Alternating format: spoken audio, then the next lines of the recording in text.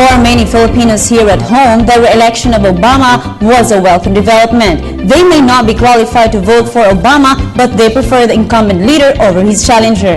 Bianca Piedad reports. More than the fact that Filipinos are now the second largest Asian group in the U.S., reportedly numbering to around 3.4 million, the Philippines and the U.S. are still nurturing ties that have gone a long way throughout history. So it would come as no surprise that some Filipinos back home are rejoicing Americans at the electoral feat of its incumbent President Barack Obama.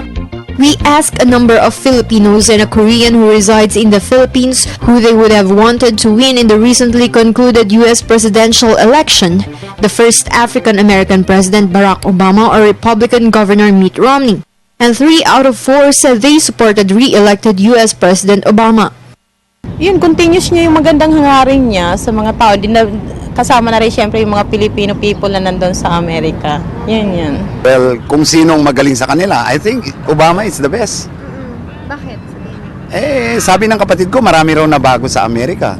I'm supporter Obama Obama, why? because of he is a social welfare.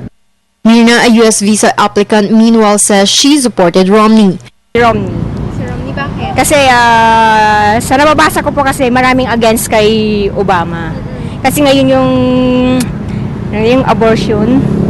Bigyan ng chance yung mga Pilipino na pumunta sa ibang bansa. Kasi marami yung mga nadi-denied na gustong-gusto. Obama may have won while Romney lost in their epic quest for the White House, but the relations between the Philippines and the U.S. remain virtually unchanged and would wholly depend on how the two would work it out. For People's Television, Bianca Piedad.